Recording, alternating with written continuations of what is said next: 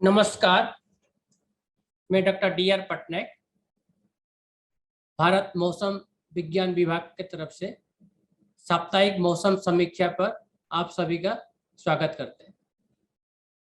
आज हम पिछले हफ्ता वेदर कंडीशन जो है कैसा रहा और आने वाले 2 हफ्ते कैसा रहेगा उसके बारे में हम चर्चा करें।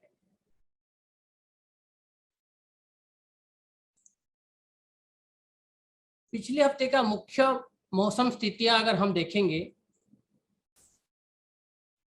तो आप देखिए कि हमारा दक्षिण भारत के तरफ हमारे वेदर सिस्टम जो है कम दबाव वाला क्षेत्र जो लो प्रेशर बोलते हैं हम, वो पहला हमारा पश्चिम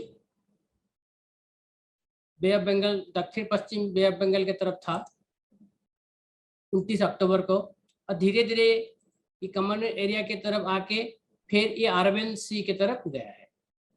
एंड उसके साथ साथ हमारा जो ट्रफ लाइन जो होता है, कम दबाव वाला लाइन जो होता है, वो भी हम आंध्र प्रदेश के से तमिलनाडु की तरफ है, नॉर्थ साउथ की तरफ ओरिएंटेड है। इसके चलते हुए हमारे दक्षिण भारत में काफ़ी बारिश हुआ है, कुछ कुछ जगह भारी बारिश भी हुआ है, प्रबल भारी भी बारिश हुआ है। ये मेन जो हमारा स्थिति इसी वीक का यही है। दूसरा एक है जो वेस्टर्न डिस्टर्बेंस जो हम बोलते हैं, वो नॉर्दर्न इंडिया की तरफ आया एंड हल्का सा उसका ज़्यादा प्रभाव इस बार नहीं रहा। ये हमारा जो मेन वेदर कंडीशंस है पिछले हफ्ते के। और एक जो मेन कंडीशन हमने नोटिस किया है आज 4 तारीख को, पहली बार कोहरा दोनों एयरपोर्ट दिल्ली एनसीआर की तरफ पहली बार अनुमान हुआ एंड इसके कारण जो हमारा दृश्यता है, विजिबिलिटी जो है काफ़ी कम हो गया। उसके बारे में भी हम चर्चा करेंगे। यह जो हमारे लेफ्ट साइड में है, ये उपग्रह से प्राप्त पिक्चर का एनिमेशन है एंड राइट साइड में है जो हमारा जो डे टू डे बेसिस में जो दिन प्रतिदिन जो बारिश हुआ है उसका ये फिगर है। तो आप उपग्रह वाला देखेंगे तो ये क्लाउडी है, सारा एक्टिव है, और bay of Bengal, south bay of Bengal से है। देन हमारा कॉमन एरिया में साउथ हमारा जो दक्षिण भारत का सारा राज्य में है, देखा जाएगा कन्वेक्टिव एक्टिविटी जो काफ़ी एक्टिव रहा उधर। ये एरिया, इससे चलते हुए हमको काफ़ी बारिश भी मिला है। अगर हम देखेंगे डे टू डे रेनफॉल जो है तमिलनाडु, केरला, कोस्टल आंध्र प्रदेश एंड एक पार्ट जो उड़ीसा भी है, इसी एरिया में भी बारिश देखे गए हैं। और डे टू डे अगर दिन प्रतिदिन अगर हम बारिश का अमाउंट देखेंगे कितना कितना हुआ है, तो आप देखिए ये जो नागपट्टनम में 12 सेंटीमीटर बारिश हुआ 29 अक्टूबर को, कराईकाल में 10 सेंटीमीटर हुआ। 30 अक्टूबर को हम जब जाएंगे टुडुकुडी में 18 सेंटीमीटर हुआ है, कुदालो 17 सेंटीमीटर। ऐसा इसी एरिया में काफ़ी बारिश हुआ है। और भी अगर देखेंगे तो इसमें से भारी से प्रबल भारी बारिश भी हुआ है। 31 अक्टूबर को भी थोड़ा सा बारिश में कमी आई है, कोझिकोडे 5 सेंटीमीटर हुआ है। 1 नवंबर को फिर कुदालूर में 10 सेंटीमीटर हुआ है। ऐसे 2 नवंबर को काफ़ी एरिया में बारिश भारी मात्रा में हुआ है। बिलुपुर में 20 सेंटीमीटर का बारिश हुआ है। बाकी जगह में भी आप देखेंगे काफ़ी एरिया में हुआ है। और उसी दिन थोड़ा सा हम जैसे बता रहे थे कि उड़ीसा गोपालपुर में भी 14 सेंटीमीटर का बारिश रिकॉर्ड किया गया है। 3 नवंबर को भी देखा जाए तो साउथ माने जो हमारे दक्षिण भारत के राज्यों में तंजावुर में 17 सेंटीमीटर, कुदालूर 14 सेंटीमीटर और बाकी सेक्शन में भी काफ़ी बारिश हुआ है।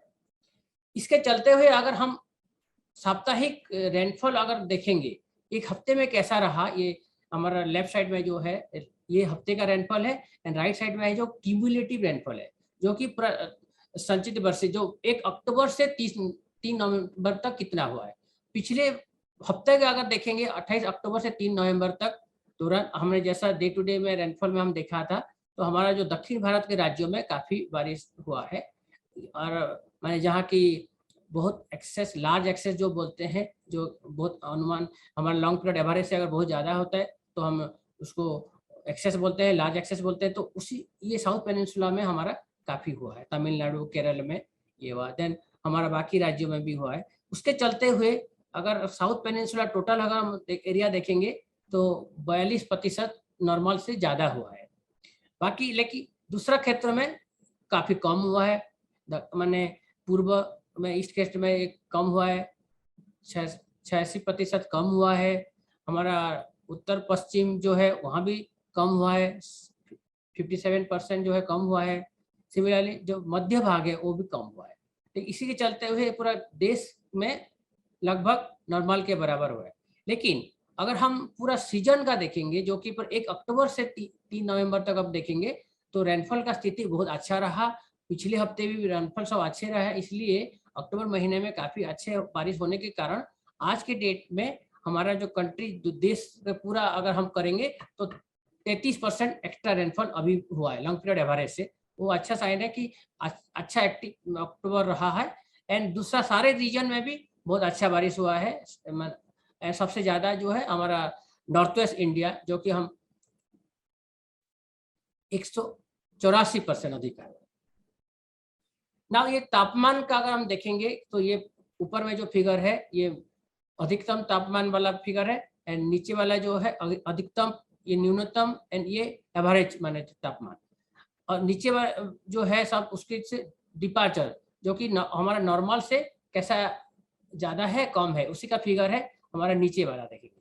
तो मैक्सिमम टेम्परेचर जो अधिकतम तापमान अगर देखेंगे तो काफ़ी एरिया में हमारा टेम्परेचर कम रहा नॉर्मल से लास्ट वीक में। मध्य भाग नॉर्थ वेस्ट इंडिया में, थोड़ा सा साउथ पेनिनसुला वाला तमिलनाडु, इसी एरिया में भी कम रहा। जो न्यूनतम टेम्परेचर अगर आप देखेंगे तो ये भी काफ़ी एरिया में कम रहा, लेकिन थोड़ा सा हमारा जो ये ईस्ट कोस्ट एरिया जो बोलते हैं उड़ीसा, आंध्र, इसी एरिया में थोड़ा सा नॉर्मल से ज़्यादा रहा। वो एवरेज मीन टेम्परेचर, जो कि मैक्सिमम मिनिमम का एवरेज जो होता है, वही टेम्परेचर अगर हम देखेंगे तो भी ये काफ़ी एरिया में नॉर्मल से कम रहा, जो कि हम नेगेटिव एनोमली बोलते हैं। और जो मिनिमम टेम्परेचर के कारण थोड़ा सा ये ईस्टर्न भाग जो पूर्व भाग है इसमें थोड़ा सा ज़्यादा हुआ है, नॉर्मल से थोड़ा सा ज़्यादा टेम्परेचर रहा है पिछले हफ्ते। ये आज की स्थिति क्या, आज का वर्तमान जो है आज का स्थिति अगर हम देखेंगे तो ये अगर वो जो कम दबाव वाला क्षेत्र था ये अरबियन सी में एक्टिव है, और ये थोड़ा सा नॉर्थ वेस्टर्ली मूव में भी हल्का सा जाएगा, थोड़ा सा इंटेंसिफिकेशन भी होगा। अभी लो प्रेशर एरिया है, एंड इससे यहाँ से एक कम दबाव वाला लाइन जो है रेखा भी है, जिसके चलते हुए हमारा साउथ पेनिनसुला जो दक्षिण राज्य, एंड ऑल्सो थोड़ा सा जो हमारा वेस्ट कोस्ट में जो महाराष्ट्र, उसी रीजन में भी, कर्नाटक महाराष्ट्र रीजन में भी बारिश का रहेगा इसी के कारण। और दूसरा एक है कि और एक जो मेन कंडीशन है ये कि साइक्लोनिक सर्कुलेशन जो बोलते हैं, अभी हम दिखाई दे रहा है ये आंध्र कोस्ट में, इसी एरिया में, जो कि धीरे धीरे एक लो प्रेशर भी बनेगा, तो इसके चलते भी हमारा इसी राज्यों में बारिश देखा जाएगा। दूसरा कोई नॉर्थ में इतना एक्टिव कोई सिस्टम नहीं है। और जैसे मैंने पहले बताया कि हमारा जो सीजन का ये धीरे धीरे अभी ठंडी का मौसम आ रहा है, एंड ये ठंडी मौसम में हमको फॉग भी देखने को मिलता है। ये जो नॉर्थ इंडिया में जैसा कि हमारा दिल्ली एनसीआर रीजन में काफ़ी इसका प्रभाव रहता है, विजिबिलिटी बहुत कम हो जाता है, जो दृश्यता बोलते हैं उसको वो कम हो जाता है फॉग के कारण, कोहरा के कारण। एंड ये पहली बार सीजन का पहली बार जो आज देखा गया है कि फॉग, इसके चलते हुए हमारा दोनों एयरपोर्ट में विजिबिलिटी जो बोलते हैं दृश्यता जो है 600 से 800 मीटर तक आ गया था, जो कि काफ़ी कम है पिछले दिन के कंपेयर में।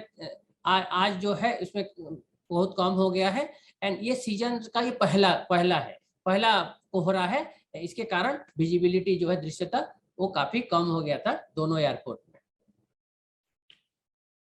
ये हम फोरकास्ट के लिए, आगे फोरकास्ट के लिए हमारे पास बहुत टाइप का मॉडल रहता है। एक ग्लोबल फोरकास्ट सिस्टम जो है 7 दिन का फोरकास्ट करता है, एंड ये जो है 12 किलोमीटर का रिजोल्यूशन में, काफ़ी हाई रिजोल्यूशन जो बोलते हैं उसी का चलते हुए मॉडल का फोरकास्ट है। ये विंड और मैंने रेनफॉल दोनों का है। अगर आप देखेंगे तो ये सिस्टम के कारण आपका अरेबियन सी में जो है इसमें भी बारिश आ रहा है, एंड ये काफ़ी जो हमारा राज्य है कर्नाटक महाराष्ट्र तक भी ये एक्सटेंड हो रहा है। एंड और एक भी जैसा सिस्टम दिखाया था हमने ये कि साइक्लोनिक सर्कुलेशन था इस बे ऑफ बंगाल आंध्रा कोस्ट में, इसके चलते हुए भी हमारा ये राज्य में भी जो आंध्रा तमिलनाडु थोड़ा सा उड़ीसा के रीजन में भी बारिश का संभावना है। तो लगभग हमारा दक्षिण भारत और कुछ तक वो हमारा जो पश्चिम तटवर्ती एरिया जो राज्य है उस सब चीज में हमारा बारिश अच्छा रहेगा अगले कुछ दिन में। उत्तर भारत में अगर देखेंगे तो जो मूव कर रहा है थोड़ा सा प्रभाव रहेगा, बहुत ज्यादा प्रभाव उसका नहीं रहेगा, लेकिन फिर भी जो ये आ रहा है तो पश्चिम हिमालयन रीजन में थोड़ा सा उसका प्रभाव रहेगा। इसके चलते हुए हम मौसम चेतावनी दिया गया है, काफी राज्यों में इसके प्रभाव रहेगा, तो भारी बारिश अति भारी बारिश होने का संभावना है। तमिलनाडु में हमने ऑरेंज अलर्ट भी दिया हुआ है, उसके चलते राज्यों को प्रिकॉशन लेना है। और बाकी ये हमारे दक्षिण राज्यों में बारिश के है और बारिश का संभावना है, तो हमने इसका तरह वार्निंग दिया है, येलो वार्निंग है, लेकिन ऑरेंज वार्निंग हमने तमिलनाडु में दिया है और दूसरा राज्यों में येलो वार्निंग है। ये आप देखेंगे धीरे धीरे चारों दिन अगले 5 दिन में ऐसा रहेगा।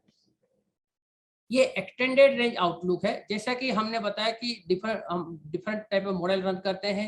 ये पिछला जो देखा है ग्लोबल फोरकास्ट सिस्टम 7 दिन का फोरकास्ट जनरेट करता है, लेकिन हमको अगर 2 हफ्ता 3 हफ्ता का फोरकास्ट चाहिए तो हम उसके लिए कपुल मॉडल रन करते हैं। इसी का फोरकास्ट अगर हम देखेंगे हियर तो जो जैसा आप देखें ये पहले हफ्ते का है, जो ये दूसरे हफ्ते का है। तो पहले हफ्ते के में जैसा कि देखा कि ये आपका जो अरबियन सी में थोड़ा सा लो प्रेशर एक है, थोड़ा सा इंटेंसिफाई करेगा, तो इसके चलते हमारा जो दिल्ली हमारा आरएसएम जो साइक्लोन वार्निंग डिवीजन है हम वहां से भी फोरकास्ट दिए हैं, तो लो प्रोबेबिलिटी है क्योंकि इसका इंटेंसिफिकेशन तो थोड़ा सा होगा, थोड़ा सा उसका बढ़ेगा, घनीभूत होएगा, लेकिन जो साइक्लोन स्टेज होता है, साइक्लोन स्टेज मतलब हमारा जो विंड स्पीड 34 नॉट्स या उससे ज्यादा उस टाइप का हम अनुमान थोड़ा सा नहीं करते, इसलिए लो प्रोबेबिलिटी रखा है ये सिस्टम का और थोड़ा इंटेंसिफिकेशन होने में। और दूसरा ये भी देखा जाए तो जो लो और भी है, बे ऑफ बंगाल में भी थोड़ा सा हल्का साइक्लोनिक सर्कुलेशन है, उसके चलते हुए सेकेंड वीक में भी फर्स्ट वीक का जो एंड भाग में और सेकेंड वीक का उस टाइम में भी हमारा एक कम दबाव वाला क्षेत्र थोड़ा सा बनेगा। लेकिन जैसा कि बताया गया कि हमारा बहुत इंटेंसिफिकेशन होगा, हम अभी आंकलन उसका नहीं कर रहे। ये रेनफॉल एंड विंड है जो कि दो एक्सटेंडेड फोरकास्ट में 2 वीक का, या जिसके इसके चलते आप देखिए ये साइक्लोनिक सर्कुलेशन है 1 वीक का पहले का वीक एंड सेकेंड वीक में भी आपका नॉर्थ ईस्टर्ली मानसून जो नॉर्थ ईस्ट मानसून होता है ये इसी के कारण होता है कि साउथ पेनिनसुला में बारिश देता है, तो इसलिए ये दोनों हफ्ते में भी काफी बारिश मिलेगा ये आपका सिस्टम के कारण। ये मॉडल फोरकास्ट भी वही इंडिकेट कर रहा है। साउथ पेनिनसुला में आप देखें राज्य अभी, और जैसा कि बताया गया कि इवन कोस्टल जो है महाराष्ट्र कर्नाटक गोवा उसी रीजन में भी बारिश का रहेगा अनुमान है, अभी मॉडल दिखा रहा है। एंड ये सेकेंड वीक में है 12 से 18 नवंबर तक, इसमें भी आपको देखो जाएंगे तो Andhra Pradesh, Orissa, Tamil Nadu, Kerala, south India, Karnataka, okay, तो ये सब चीज राज्यों में भी बारिश का संभावना है। अगर हम डेविएशन देखेंगे, ये डेविएशन मतलब क्या है, नॉर्मल से ये ज्यादा होगा या कम होगा, उसी के हिसाब में अगर हम देखेंगे तो नॉर्मल से काफी ज्यादा बारिश होने का संभावना है इसी राज्यों में पहला वीक में 5 से 11 नवंबर। दूसरा वीक में भी आप देखेंगे तो कोस्टल ईस्टर्न कोस्टल राज्यों में जो भी साउथ वाला जो है ये आंध्र प्रदेश, तमिलनाडु, केरला उसी राज्यों में भी थोड़ा सा नॉर्मल से थोड़ा सा ज्यादा बारिश होने का संभावना है। टेम्परेचर, मैक्सिमम टेम्परेचर, इसके चलते मैक्सिमम टेम्परेचर का फोरकास्ट में देखेंगे तो लगभग थोड़ा सा नॉर्मल से कम दिखाया गया है। ये डेविएशन मतलब एनोमली जब हम बोलते हैं नॉर्मल से कम रहेगा या ज्यादा रहेगा, जहां भी नेगेटिव है ये फिगर उसमें आपका नॉर्मल से कम रहेगा, और जहां ये येलो या ऑरेंज है यहाँ नॉर्मल से ज्यादा रहेगा। तो ये फिगर आप देखेंगे तो मोस्ट काफी जगहों में नॉर्मल से कम रहेगा पहले हफ्ते में भी, सेकेंड हफ्ते में भी, थोड़ा सा छोड़ के, थोड़ा रीजन छोड़ के छत्तीसगढ़, उड़ीसा, ईस्ट कोस्ट का कुछ राज्यों और पूरा एक्सट्रीम जो नॉर्थ इंडिया उसको छोड़ के बाकी जगह में थोड़ा सा नॉर्मल से थोड़ा सा कम रहेगा मैक्सिमम टेम्परेचर, अधिकतम टेम्परेचर। जो अब न्यूनतम टेम्परेचर, जो मिनिमम टेम्परेचर हम देखेंगे तो मिनिमम टेम्परेचर में भी बहुत चेंजेस नहीं दिखा रहा है, थोड़ा सा हल्का सा नॉर्मल से कम दिखा रहा है, दैट मींस वही है।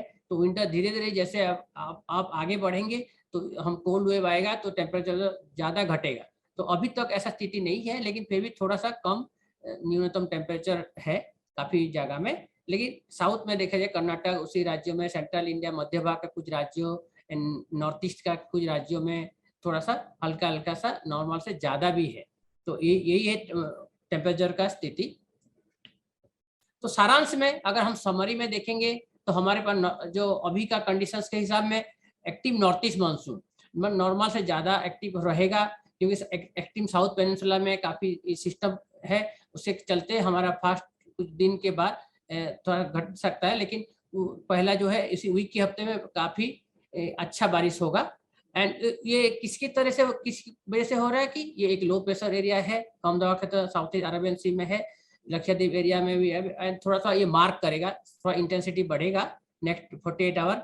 और दूसरा है कि एक साइक्लोनिक सर्कुलेशन जो है हमारा वह सेंट्रल बे ऑफ बंगाल में है, जो कि आंध्र प्रदेश तमिलनाडु कोस्ट में भी बारिश देगा। सो इस दोनों ये सिनेप्टिक कंडीशन जो बोलते हैं उसके फीचर्स के चलते हुए हमारा नॉर्थ ईस्ट मानसून पहला वीक में एक नॉर्मल टू एक्टिव रहेगा। इसी कुछ राज्यों में हमने इसी चेतावनी भी दिया है इसी के चलते हुए।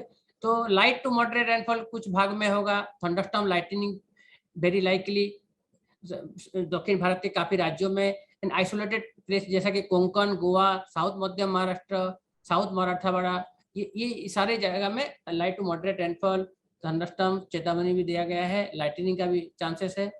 और हैवी रेनफॉल कुछ जगह में हैवी रेनफॉल होगा, जो कि भारी बारिश जो हम बोलते हैं भारी अगले 5 दिन में, जैसे कि केरला, माहे, तमिलनाडु, पुडुचेरी, कराईकाल, इसमें 5 दिन में भारी बारिश का भी हमने अनुमान किया है। कोस्टल आंध्र प्रदेश, यनम, ये सब में भी 4 दिन रहेगा। साउथ इंटीरियर कर्नाटक का जो इंटीरियर दक्षिण भाग है, कोंकण रीजन में है, रायलसीमा है, 6-7 तारीख को। तो ये हम इसी तरह से हमने भारी बारिश का चेतावनी भी दिए है।